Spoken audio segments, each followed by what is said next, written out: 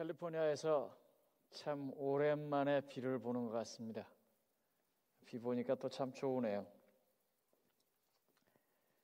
이게 좀 상태가 좋으면 이런 날은 여기저기 다니면서 구경도 하고 그랬으면 좋겠는데 참 세상이 왜 이런지 모르겠습니다.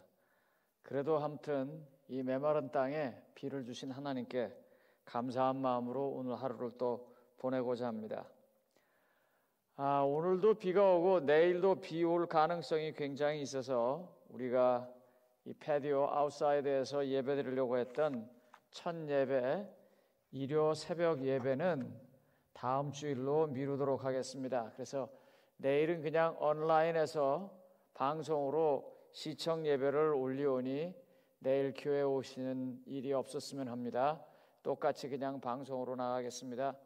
물론 교회 못 오시는 시청하시는 분들을 위해서도 여전히 방송은 나갑니다. 그러나 단지 교회 아웃사이드에서 있는 예배만 내일 없다고 말하는 것입니다. 오늘은 성경절을 굉장히 많이 찾습니다. 그래서 여러분들 좀 딴 날에 비해서 더 집중해 주시면 대단히 감사하겠습니다. 오늘 특별히 기도를 통해서 적절하게 하나님께 우리의 마음을 올려주신 기도하신 분께 감사드리고 또 오늘 찬양팀 심판날을 맞이해서 잘 준비하기를 이 말씀 전에 찬양으로서 해주셔서 감사합니다. 오늘 저는 끝으로 가는 세상에서 돌의 나라를 전한다 하는 좀 긴 제목을 가지고 말씀드리려고 합니다. 그냥 결론만 먼저 딱 얘기하고 시작을 한다면 예수님 재림을 똑바로 준비하자는 것입니다. 우리의 심판날을 잘 준비하자는 것이죠. 두 개의 성경절을 본문으로 기별 성경절로 선택해 봤습니다. 제가 성경절을 좀 칸이 길기 때문에 많이 줄였습니다. 이 모든 나라를 멸망시키고 영원히 설 것이라 돌의 나라가 말입니다. 손대지 아니한 돌이 새와 놋과 진흙과 은과 금을 부서뜨릴 것을 보신 것은 하나님이 장래일을 알게 하신 것이라 그랬습니다. 다시 또 이야기는 마태복음에서 예수님께서 이렇게 말씀하십니다. 내 아버지께 복을 받을 자들이여 창세로부터 너희를 위하여 예비된 나라를 상속받으라. 너희가 여기 내 형제에게 지극히 작은 자 하나에게 한 것이 곧 내게 한 것이니라 하시고 어떻게 준비할지를 간단하게 해주신 말씀입니다. 대통령 선거가 거의 끝나가고 있습니다. 사람들이 대통령 선거에 관해서 자기의 호불호를 얘기합니다. 그런데 많은 사람들이 호불호보다는 이런 이야기를 했습니다. 그 말이 제 마음에 많이 걸렸습니다. 에이, 레스 이브를 뽑는 거지 뭐. 좋은 사람은 없고 덜 악한 사람을 뽑겠다라는 그런 뜻입니다. 그렇게 될 만큼 여러 가지 안 좋은 일이 있었습니다. 서글프지요. 그러나 그리스도인들은 이런 일까지라도 하나님께서 주시는 어떤 기별을 들으려고 해야 하는 것입니다. 비난하고 손가락질하고 욕하고 그러는 것보다 이런 상황 속에서 세상의 소리가 아니라 하나님은 과연 내게 우리에게 무엇을 말씀하시는가 하는 것입니다. 오늘 본문은 이렇게 시작합니다. 본문의 배경은요. 다니엘서 2장 43절에 이렇게 말합니다. 44절까지 왕께서 쇠와 진흙과 진흙이 섞인 것을 보셨은즉 그들이 다른 민족과 서로 섞일 것이나 그들이 피차 합하지 아니함이 쇠와 진흙이 합하지 아니함과 같으리다. 이 여러 왕들의 시대에 하늘에 하나님이 한 나라를 세우시리니 이것은 영원히 망하지도 아니할 것이요 그 국권이 다른 백성에게로 돌아가지도 아니할 것이요. 이 말을 하고 나서 나온 말입니다. 이 말을 그냥 그림으로 좀 설명하겠습니다. 느부갓네살이라고 하는 바벨론의 임금이 꿈을 꿨습니다. 아주 어마어마한 걸 봤어요. 그런데 그 꿈에서 어마어마한 것만 본 게 아닙니다. 그 다음 그림은 이렇게 이야기하고 있습니다. 꿈에 보고 있는데 이 어마어마한 그림이 무너지는 것입니다. 무엇에서 꽝 하고 넘어가는 거예요. 넘어가는 게 뭔가 하고 봤더니 이런 거예요.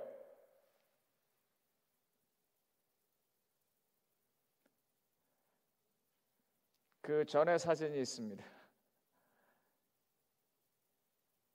뭐냐 하면 땅 무너지면서 보니까 나라들이 쭉 있어요.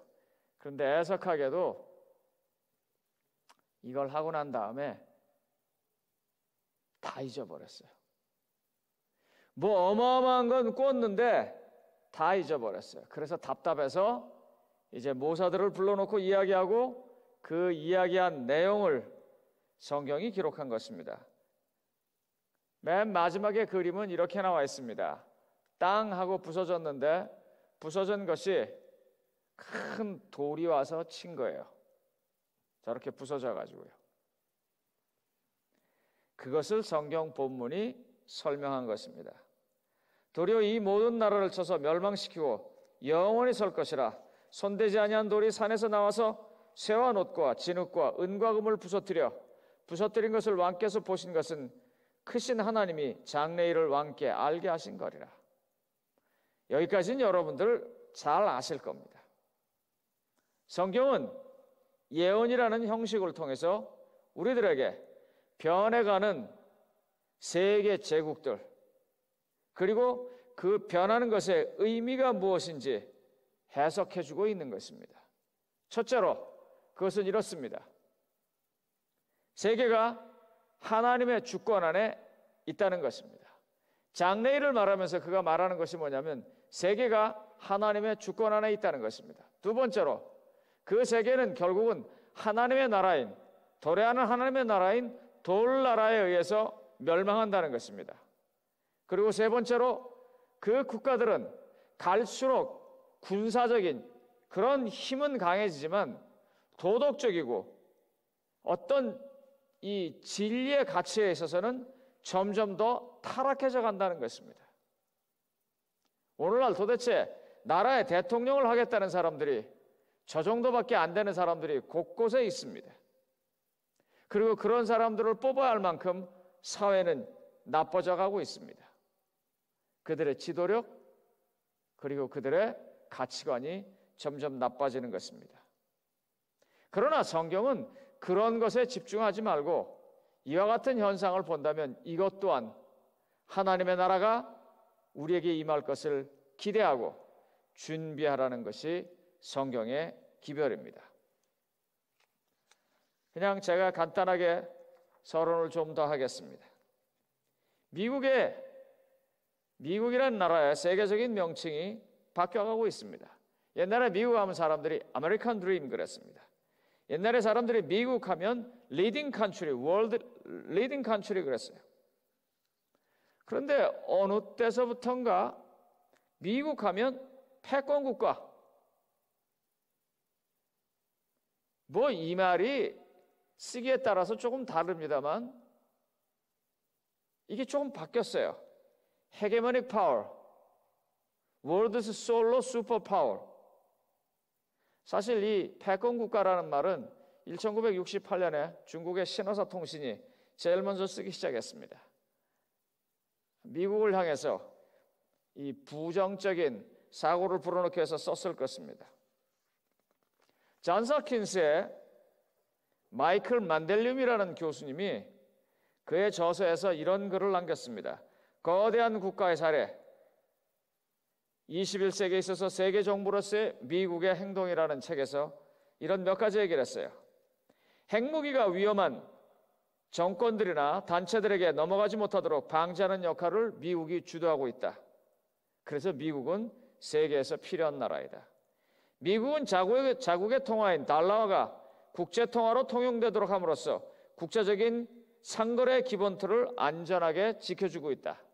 그래서 미국이 세계에서 필요한 나라이다. 미국은 다른 사회의 정치와 경제를 통제하지 않으면서 대중적인 상품을 제공하고 있기 때문에 미국의 국제적인 역할은 유익한 것이다. 그는 이렇게 주장하면서 미국이 세계에서 필요한 나라라고 말하고 있습니다. 물론 이와 같은 일들을 할 때 미국은 세상에서 참 좋은 나라였었습니다. 그러나 어느 순간에서부터인가 미국은 기축통화라고 불리우는 달러를 통해서 세계적인 경제 질서인 이 모든 것의 통화의 기준되는 이 달러가 양적 완화라는 미국만을 살기 위한 방법으로 해서 남의 나라의 가치를 한꺼번에 낮춰놨습니다.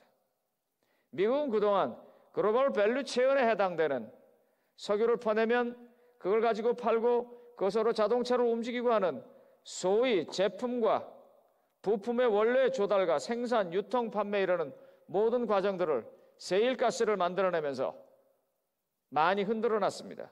물론 이것은 소위 1대1로나 아니면 여러 가지 일들을 통해서 벌리고 있는 중국도 소위 G1, G2가 똑같이 하는 세상을 흔들어내는 안 좋은 일이기도 합니다.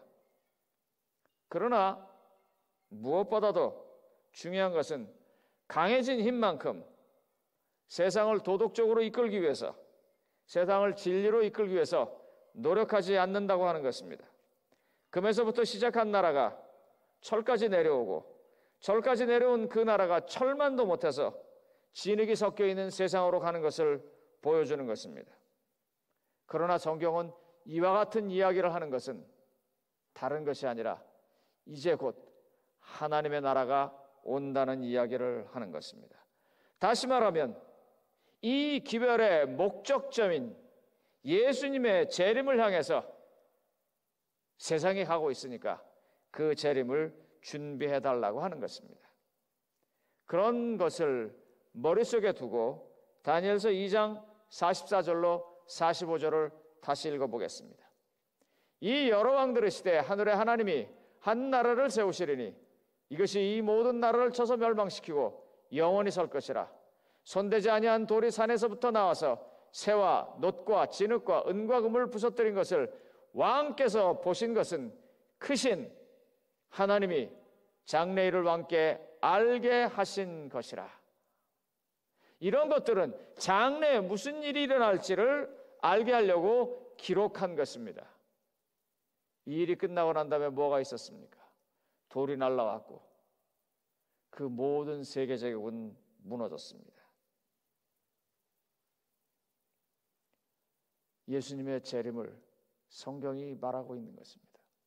성경의 다니엘 주제로 가장 많이 나온 내용이 예수님의 재림입니다.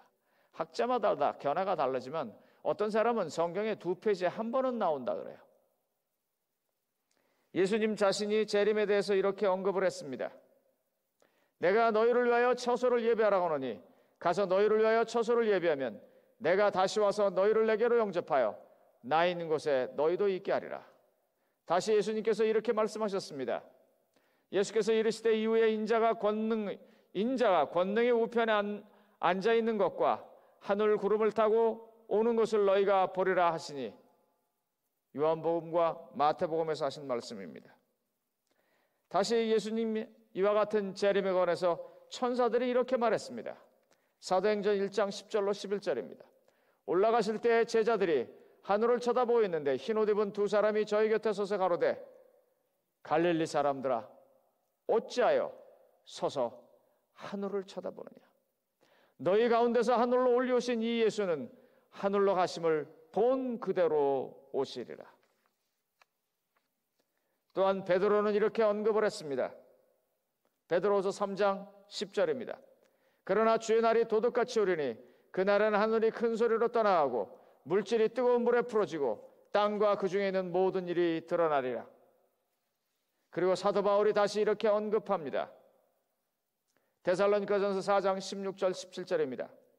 주께서 오령과 천사장의 소리와 하나님의 나팔 소리로 친히 하늘로부터 강림하시리니 우리가 공중에서 그분을 영접하게 될 것입니다. 제자 요한이 다시 이렇게 말합니다. 보라, 그분께서 구름을 타고 오시리니 모든 눈이 그분을 보겠고 그분을 찌른 자도 볼 것이요 땅의 모든 족속이 그분으로 인하여 통곡하리니 참으로 그러하리로다. 저는 그리고 이 뒤에 말이 제일 무서웠습니다. 아멘. 진실로 그렇다는 말이죠. 그분을 찌르고요, 그분을 조롱하고요, 그분에게 가시면류관을 씌웠는데 회개하지 않은 채로 이분이 보호자 우편에서 앉아 계시다가 천사장의 소리와 나팔로서 이 땅에 임하시는 최고의 군주로서 다시 오시는 것을 그들의 눈으로 본다면 어떨까요? 이걸 맨 끝에서 아멘 할 수 있도록 우리의 삶을 준비해야 합니다. 성경에 가장 많이 나와 있는 이와 같은 재림에 관한 이야기는 우리로 하여금 소위 인생의 마지막 심판이 어떤 것인지 말하고 있는 것입니다. 그 문제가 무엇인지를 말하고 있는 것입니다. 그분을 맞이하라고 말하는 것입니다.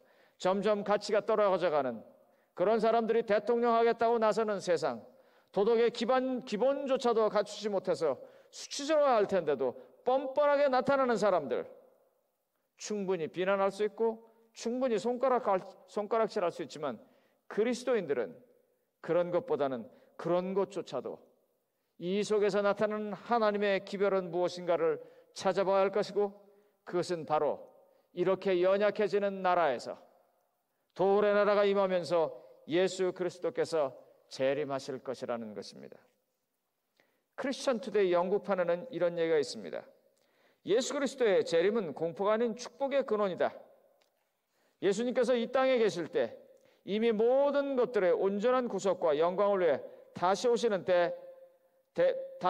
때에 대하여 말씀하셨다. 그분이 이 땅에 처음 오셔서 우리에게 영원한 생명이 되셨다는 사실을 알고 우리는 기쁨과 소망을 가지게 되었다. 이것은 매우 아름다운 소식이지만 이보다 더 좋은 게 있다. 그분이 오시는 게 굉장히 아름다운 소식이지만 그거보다 더 좋은 게 있는데 그건 바로 이것입니다.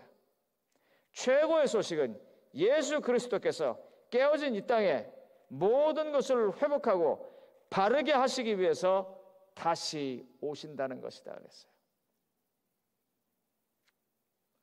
저는 이 말이 참 마음에 와닿습니다. 그분은요, 우리에게 좋은 자리를 주시기 위해서 오십니다. 그분은요, 우리에게 없는 것을 채워주기 위해서 오십니다. 그렇지만 그분이 정말 오는 것은 이 땅에 깨어진 것, 이 땅에 상처받은 것, 이 땅에 아픈 것, 이 땅에 회복되어야 하는 것을 다시 회복시키기 위해서 오신다는 것입니다. 그걸 깨달은 요한이, 제자 요한이 그의 책을 제일 마지막에 쓰면서 이렇게 말했습니다. 내가 진실로 속히 오리라 하시거늘 아멘 주 예수여 오시옵소서. 시청하시는 성도님 여러분, 이 예배에 참석하신 성도님 여러분, 이 마지막 구절을 진심으로 말하실 수 있습니까? 아멘 주 예수여 속히 오시옵소서. 자기 자신을 바라보고 자기 자신의 소원을 생각하는 사람들은 이 말 쉽게 할 수 없을 것입니다.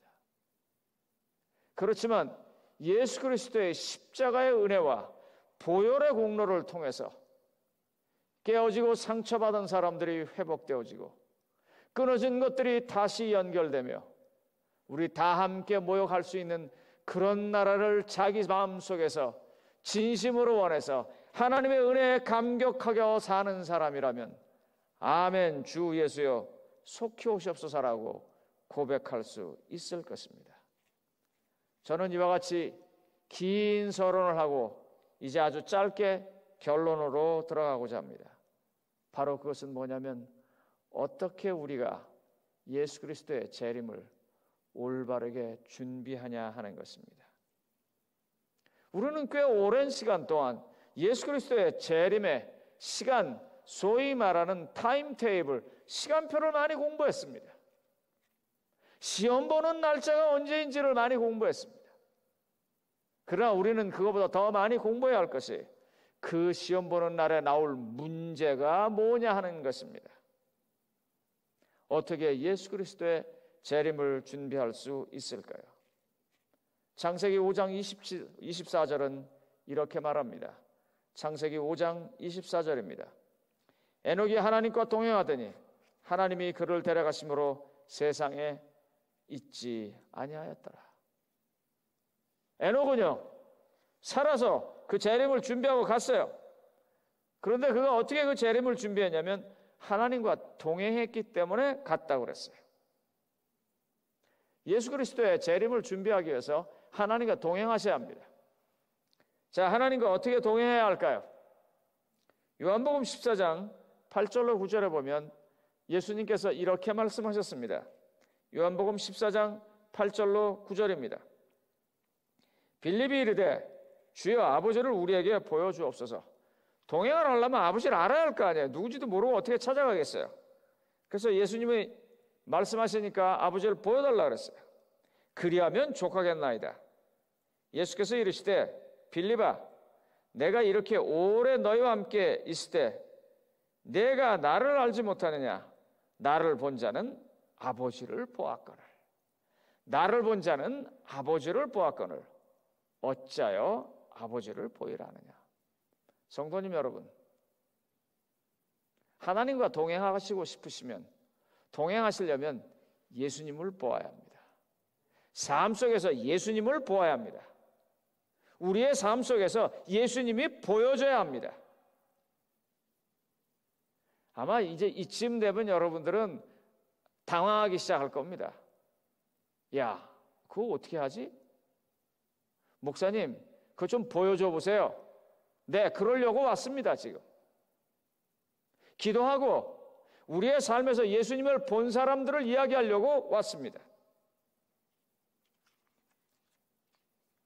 제가 아침마다 조그만 묵상이라는 글을 써서 보냅니다.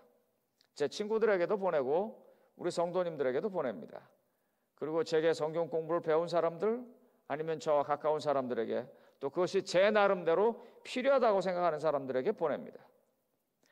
제가 그 글을 보냈을 때 여러 가지 답들이 옵니다. 그 답이 오면 이제 흔히 아이들이 이렇게 말하는 말이 있습니다. 영혼이 없이 말한다고. 이렇게 좀 느껴져요. 이렇게 읽어보면은요, 그 답이 올 때, 목사님이 그래도 보냈으니까 감사한 표로 이렇게 간단하게 보내는 분들이 계십니다. 제가 그때는 보내지 말라 그래. 그냥 저는 읽어만 줘도 감사하다고. 왜냐하면 저한테도 그런 글들이 많이 나오고 어떤 거는 뭐 제가 이렇게 좀 동의 못하는 것도 있고 또 크게 감동이 없는 것도 있습니다. 좋은 것도 많고요. 근데 그걸 계속 보내시는 분들이 계세요. 사실 그러면 그거 읽고 또 거기에 답하는 것도 마음엔 좀 부담이 가는 일입니다. 제가 보내는 것도 분명히 그럴 거라고 생각이 돼서 제가 그런 분들에게 답하지 말라고 그럽니다. 그냥 읽어만 줘도 감사하겠다고 그럽니다. 그런데 어떤 때는요, 그 날라오는 글이 오히려 제 마음을 더 크게 감동시키는 글들이 있습니다. 그런 게 많이 있지만 어제 그제 날라온 거 하나 좀 보여드리겠습니다. 이건 한국에서 날라와서 사실은 어제 날라온 것입니다. 2020 11월 7일 기도일기. 주님, 오늘은 기도일기 쓸 시간이 있습니다. 저에게는 시간 주심을 감사드립니다. 오전 3시 30분에 일어납니다. 1시간 강의를 듣고 출근 준비를 합니다. 밝기 직전 어둠을 뚫고 출근하는 길, 신선한 하루를 시작할 수 있게 건강한 신체를 주신 주님의 은혜입니다. 제가 나갈 때 남편은 퇴근하여 집에 옵니다. 큰아이 작은아이도 자기 위치에서 최선을 다합니다. 여기서부터가 이제 제가 감동받기 시작했습니다. 우리나라에서는 국정감사와 검찰개혁이 화두이고 미국에서는 트럼프가 대선에서 불복선언을 했습니다. 그런데 이제 지금서부터 마음의 감동이 와요. 그럼에도 세상은 지구가 돌듯이 돌아갑니다. 주님의 손길이 무한히 느껴지는 날입니다. 오늘을 주심을 감사드리며 이 모든 것을 주님의 이름으로 기도합니다. 아멘. 이렇게 기도하면서 사는 게 주님을 보고 사는 겁니다.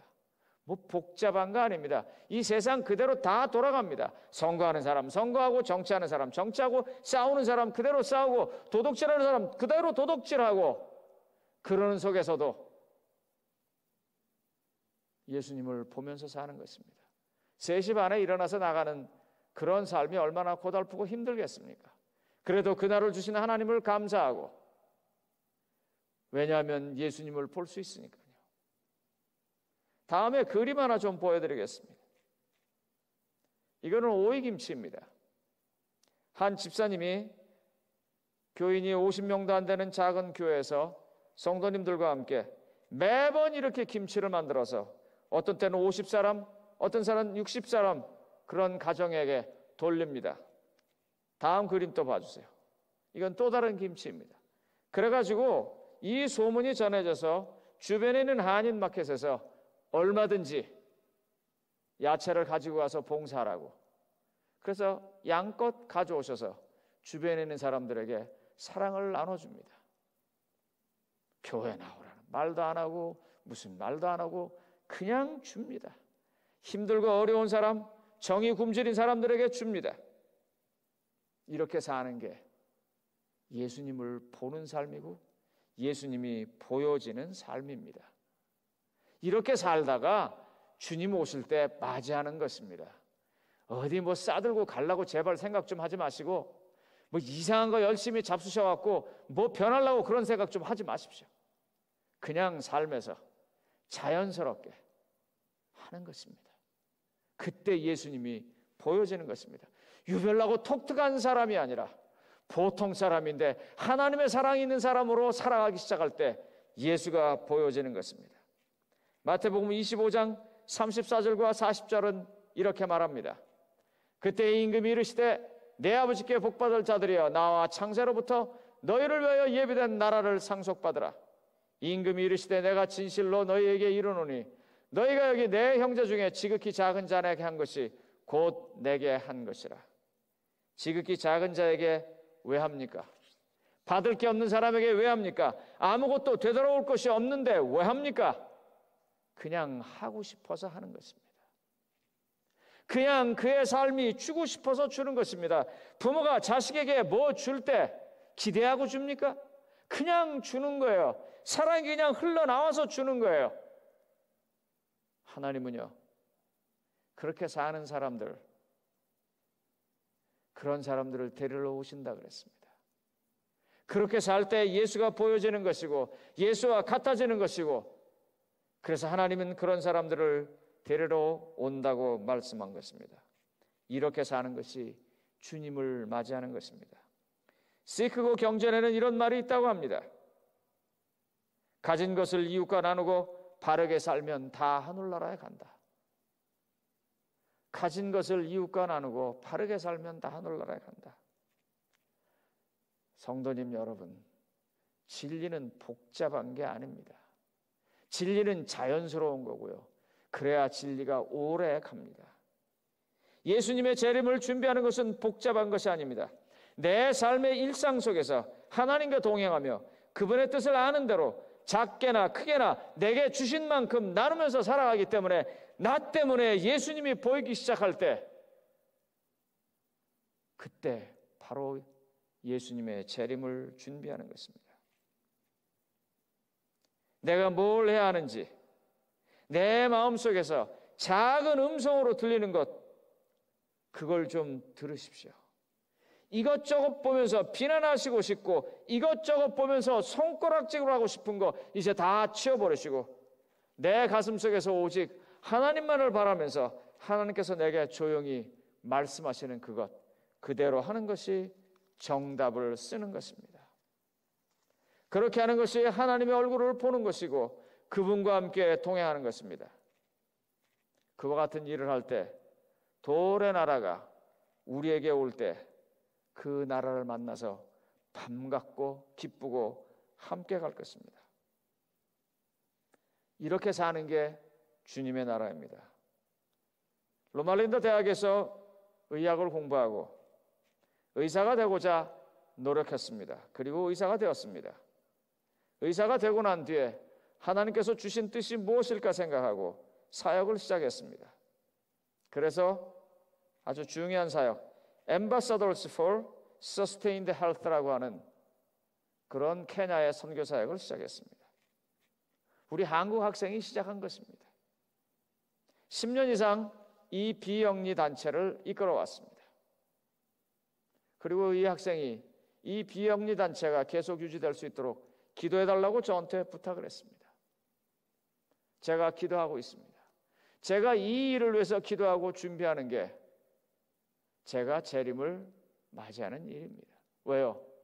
저는 미국에서 가장 큰 교회 담임 목회자이고 담임 목회자로서 여러 성도님들을 섬기기 때문에 이 성도님들이 이와 같은 일을 본다면 이 중에 누군가는 저런 일은 내가 도와야겠구나 하는 사람이 있을 거예요. 저는 그런 사람들을 찾고 그런 사람들과 함께 이와 같은 좋은 사역이 계속 이어지게 만들어가는 것이 제 일이기 때문입니다. 그래서 저는 이런 일을 기도하면서 하나님께서 좋은 사람을 주셔서 이와 같이 선하고 아름다운 일들이 계속되어 의료시설이 낙후하고 건강에 대한 교육이 제대로 없고 정치적으로 불안하고 경제적으로 열악한 곳에서도 하나님의 사랑을 느껴서 예수님께서 이 땅에 오실 때 깨어지고 상처받고 끊어지고 힘들어진 것, 그런 것들을 회복시키는 일을 미리미리 준비하는 사람들을 찾아내는 것, 그리고 함께 돕는 것, 그와 같은 일을 제가 기도하고 있습니다. 왜요? 그게 제가 예수님의 재림을 준비하는 일이기 때문입니다. 성도님 여러분, 오늘 우리는 마지막 찬미를 온유한 주님의 음성을 부르게 될 것입니다. 그 찬미를 부르고 그 찬미를 들을 때 마음속에서 과연 하나님은 내게 무슨 말씀을 하시는가 깊이 좀 생각해 봐 주시기 바랍니다. 그래서 하나님께서 내게 오셔서 내게 말씀하실 때 오늘 이 앞전에 말씀하신 것처럼 이 소리는 하나님께서 내게 하시는 말씀이니까 정말 경청하면서 순종하여 내가 해야 할 사역, 내가 가야 할 길을 맞춰서 가시기 바랍니다. 그렇게 가다가 보면 자연스럽게 우리는 주님의 얼굴을 보게 될 것이고 우리는 주님의 얼굴을 보여주게 될 것이며 우리는 주님과 함께 동행하다가 하나님께서 이 땅에 도래 나라를 보내셔서 세상의 모든 잘났다는 것들과 세상의 모든 영원없다는 것들이 다 무너지게 되고 하나님 나라가 세워질 때 아멘 주 예수여 속히 오시옵소서 하는 그와 같은 음성대로 나가서 주님을 맞이하게 될 것입니다. 주께서 여러분들에게 호소하십니다. 내가 속히 올 것이니까 준비하라고. 나와 함께 동행해달라고. 너희들의 삶 속에서 예수인 나를 보여달라고. 어떤 분들은 기도로, 어떤 분들은 자기 삶에서 할 수 있는 작은 봉사로, 어떤 분들은 자기의 전문적인 것, 자기의 가장 중요한 것, 자기의 인생에서 목표로 삼은 것, 그런 것을 가지고 하나님의 사역을 해달라고 하나님은 그 사람 각각의 형편에 따라서 요청할 것입니다. 이 요청에 성도님 여러분들 응답하시지 않겠습니까? 지금 한번 있는 자리에서라도 손도 한번 좀 들어봐 주시고요. 지금 있는 자리에서 마음으로 예스라고 말해 주시면서 이 주님의 온유하지만 분명하게 말씀하시는 음성에 응답해 주시기를 바라고 말씀을 마치겠습니다.